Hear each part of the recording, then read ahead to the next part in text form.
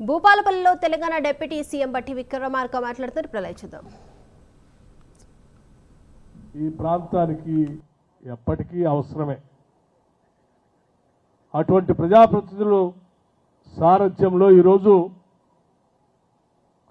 చాలా పెద్ద ఎత్తున విద్యుత్ శాఖకు సంబంధించినటువంటి అనేక కార్యక్రమాలు ఈరోజు కొన్ని ప్రారంభోత్సవం చేసుకున్నాం, కొన్ని భూమి పూజ కార్యక్రమాలు చేసుకున్నాం. చెన్నాపూర్ కొత్తపల్లి గోరి మండలానికి సంబంధించి 1,40,00,000 రూపాయలతో 33/11 kV సబ్ స్టేషన్ ప్రారంభోత్సవం చేసుకున్నాం. అట్లాగే నూతనంగా మరో 3 సబ్ స్టేషన్లు మంజూర్ నగర్, ధర్మారావుపేట, నవాబ్పేట సంబంధించినటువంటి 3 మండలాలు భూపాల్పల్లి, గన్పూర్, ములుగు, చిట్యాల మండలాలకు సంబంధించి మరొక 7,30,00,000 రూపాయలతో సబ్ స్టేషన్లు శాంక్షన్ చేసుకొని ఈరోజు భూమి పూజ కార్యక్రమం చేసుకున్నాం. ఈ ప్రాంతానికి అవసరమైనటువంటి విద్యుత్ అవసరమైనటువంటి ఎన్ని సబ్ స్టేషన్లైనా అవసరం మేరకు ఈ రాష్ట్ర ప్రభుత్వం శాంక్షన్ చేయడానికి సిద్ధంగా ఉందని చెప్పడం కోసమే నేను ఈ లెక్కలు చెప్తా ఉన్నా.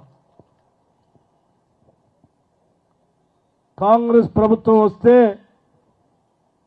కరెంటు ఉండదని చెప్పి అనేక రకాలుగా ప్రచారం చేశారు.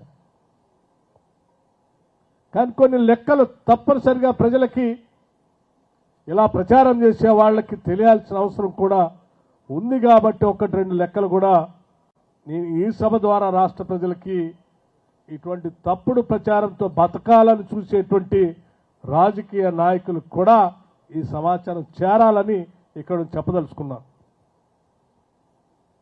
2023 మార్చి నెలలో ఈ రాష్ట్రంలో పీక్ డిమాండ్ 15,000 మెగావాట్లుంటే కాంగ్రెస్ ప్రభుత్వం వచ్చిన తర్వాత 2025 మార్చి నెలలో 17,162 మెగావాట్లకు సంబంధించిన పీక్ డిమాండ్ వస్తే కూడా, అంటే దాదాపు గతంలో వాడకం కంటే 2,000 మెగావాట్ అధికంగా ఈ రాష్ట్రంలో కరెంటు వాడితే కూడా ఒక్క నిమిషం కరెంటు పోకుండా రాష్ట్ర వ్యాప్తంగా 24 గంటలు కరెంటు ఇచ్చినటువంటి ఘనమైన చరిత్ర కాంగ్రెస్ ప్రభుత్వానికి. మరి ఈ లెక్కలు ఏదో గాలికి చెప్పే కాదు, ఇది పూర్తిగా సాంకేతికంగా లెక్కలు వేసి విద్యుత్ శాఖ అందించినటువంటి లెక్కలు.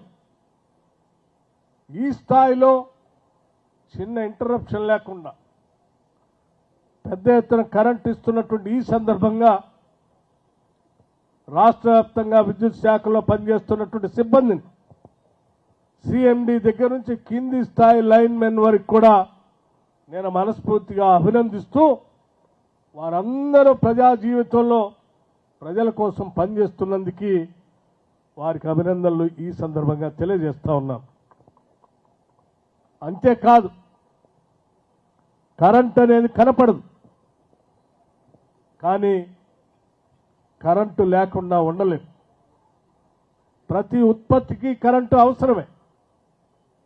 కరెంటు కనపడకపోయినా, ఆగిపోయినా, ఇబ్బంది వచ్చినా తప్పనిసరిగా రిపేర్ చేసి కరెంటును వెంటనే అందించాల్సినటువంటి సిబ్బంది అనేక జాగ్రత్తలు తీసుకొని వారు పనిచేస్తున్నప్పటికీ అప్పుడప్పుడు ప్రమాదవశాత్తు కొద్దిమంది మరణిస్తూ ఉంటారు. ప్రమాదవశాత్తు కార్మికులు ఇబ్బంది పడతా ఉంటారు. ఇబ్బంది లేకుండా ఉండటం కోసం ప్రమాదవశాత్తు